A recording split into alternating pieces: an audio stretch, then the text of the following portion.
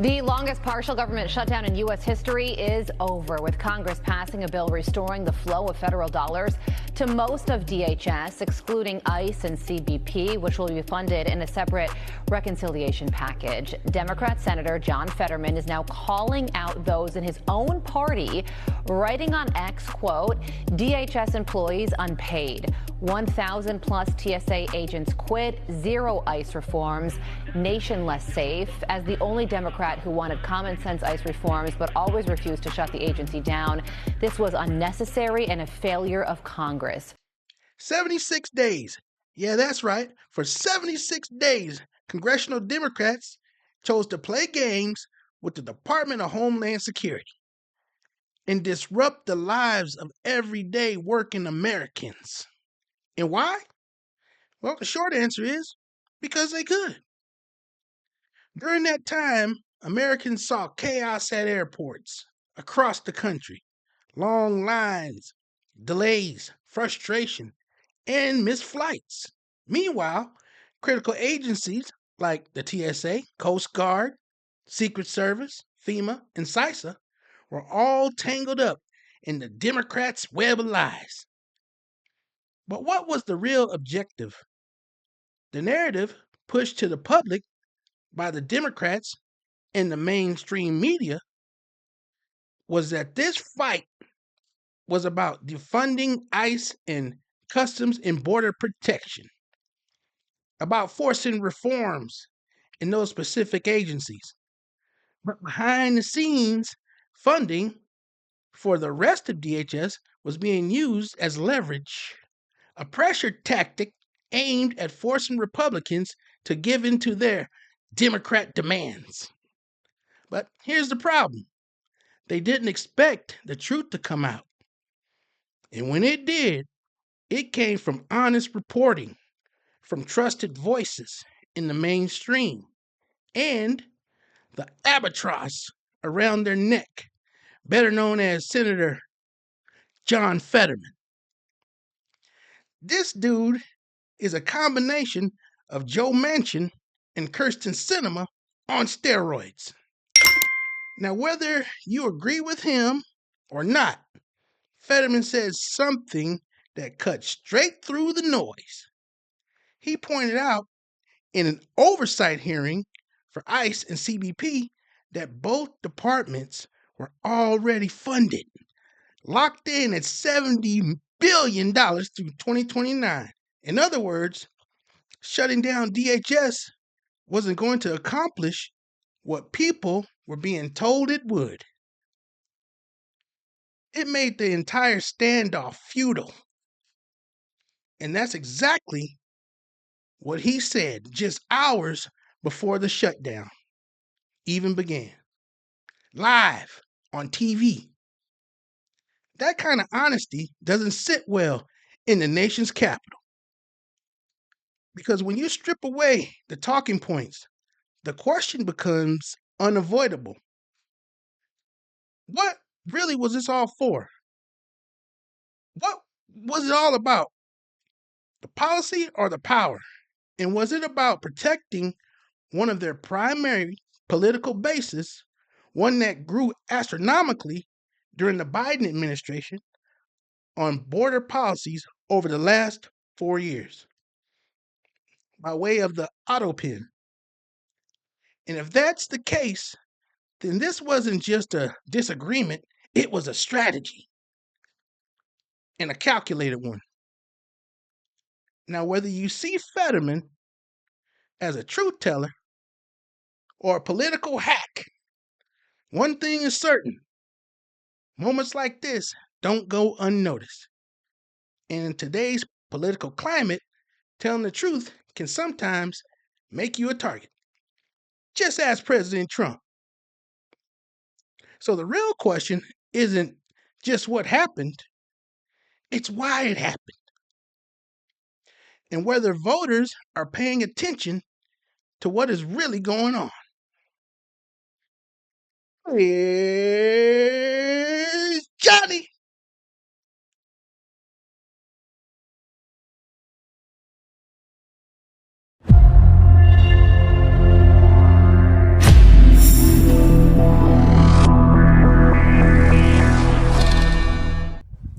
this might be a little off topic with some of the questions that have been brought here, but how many billions did the big beautiful bill allow or amount for ICE effectively?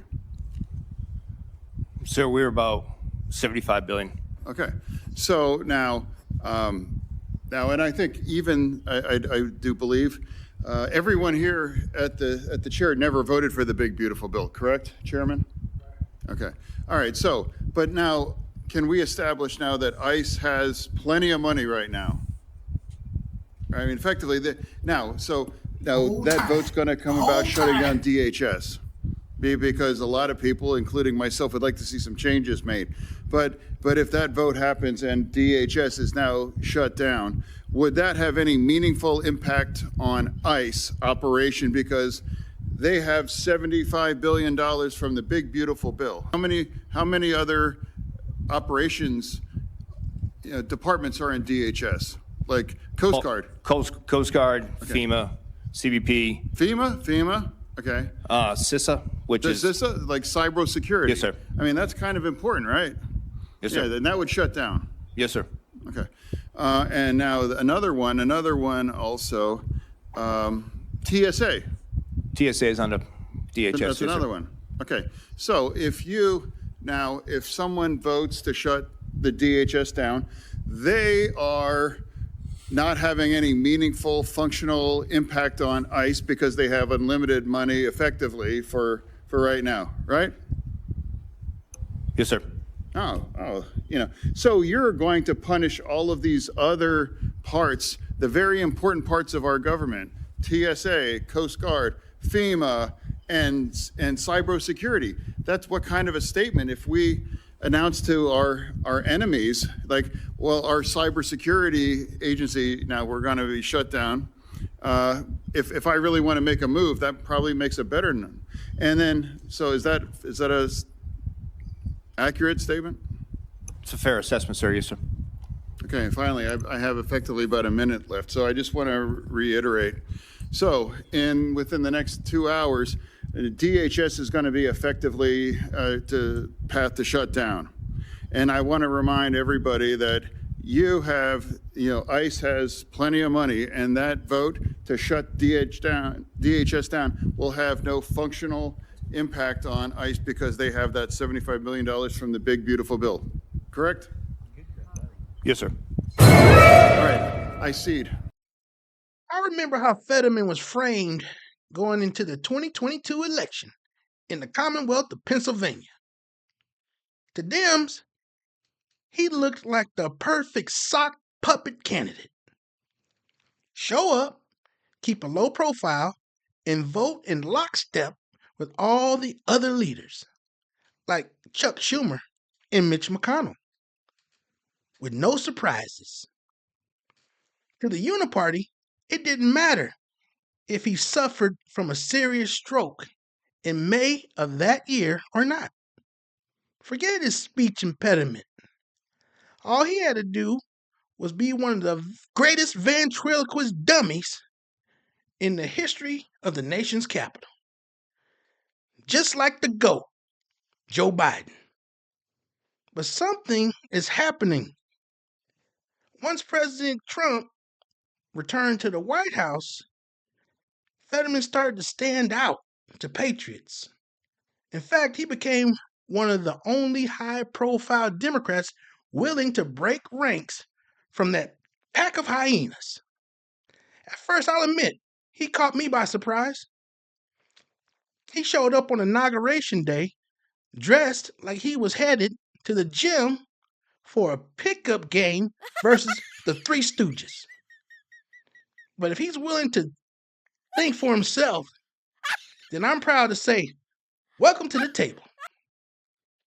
Right now, he looks less like a ventriloquist dummy and more like a wild card.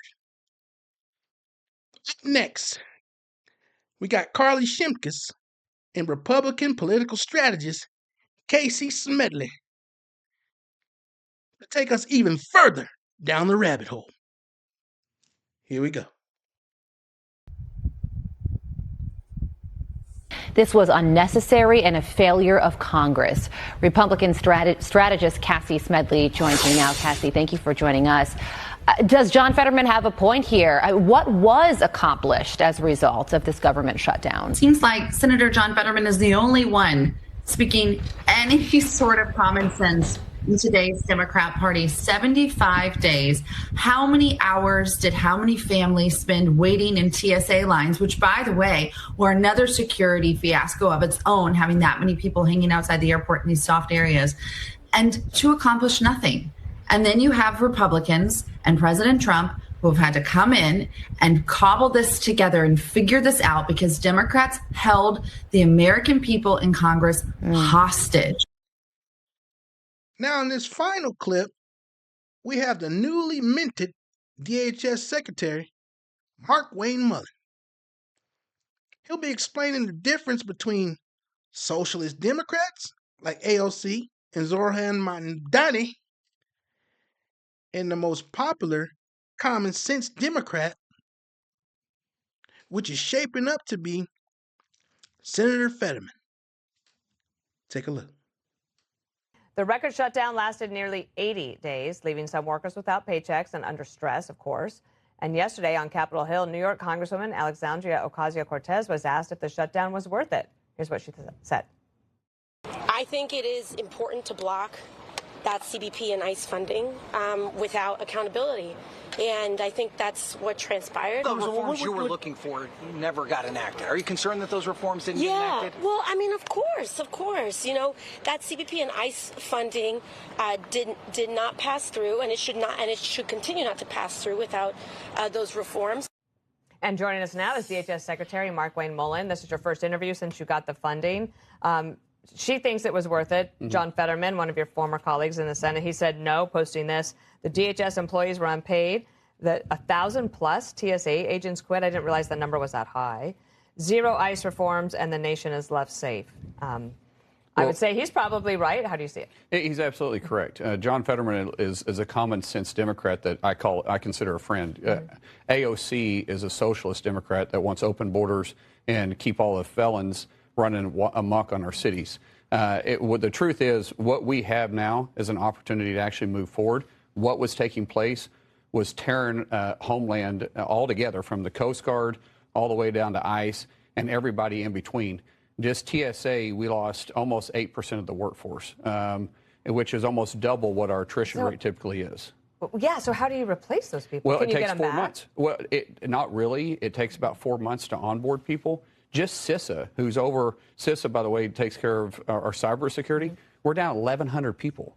Down? Down. So almost a third of the workforce is no longer with us. 76 days being shut down, not being able to be operational. People say, well, but they're getting paid. We had State Department paying our electricity bill. We had DOW, Secretary Hegseth was paying our gas bill for the United States Coast Guard to operate. We may be able to pay paychecks, but we couldn't do anything. We had contractors walking off the border wall. We have drone defense companies that we're subcontracting from that was walking off jobs because we have MOUs, memorandum of understanding, with law enforcement that's got to deliver these 11 cities that we got FIFA coming to with the World Cup that haven't been paid since February. It was absolutely absurd, and AOC wants to sit there and say it was worth it. We are tasked to protect the homeland. I don't care where AOC lives or how she votes. My job is still to protect her constituents. And she thinks it's worth it to put their lives at danger because no other agency protects the homeland. D.H.S. protects the homeland, and she thinks it's worth it. It's sad. So there could be long-lasting consequences from the 80-day shutdown. There will be ripple effects for months. It'll take us roughly 6 months to get caught up just from the backlog. I think that what you've described here about the long-term consequences, the ripple effects of this 80-day shutdown, are quite troubling. Right. And we'll continue to talk to you about it. But it looks like you're thriving in the new role. I love it. I feel like a weight's been lifted off my chest because we got our department funded. But I haven't quit smiling. I'm 4 weeks into the job. It's the best job I've ever had. All right. Well, let's keep smiling here. Thank you so much for being here. Congrats on getting that done. Thank you. Do you believe Democrats really knew what Senator Fetterman revealed on TV? that CBP and ICE had already been funded for $75 billion through 2029, just hours before that 76-day shutdown. Because if they did know, then why'd they act like they didn't? Why drag it out? Even AOC admitted she was disappointed they didn't get anything they were asking for after 2.5 months of punishing everyday Americans. And here's the thing. This isn't new. We saw the same thing at the end of last year with the Department of Transportation shut down. Same pattern, same outcome. And once again, regular people are the ones getting hosed. So what do you think is really going on here? Drop a comment below so we can start getting to the bottom of this crap. And if you haven't already, make sure to like, share, subscribe, and smash that notification bell so you don't miss what's coming up next. Now, if you missed our last show, don't worry. We got you covered. Coming up, we break down the fallout from the historic 6-3 Supreme Court decision banning racial gerrymandering as unconstitutional. Until next time, take care, and we'll see you on the next one.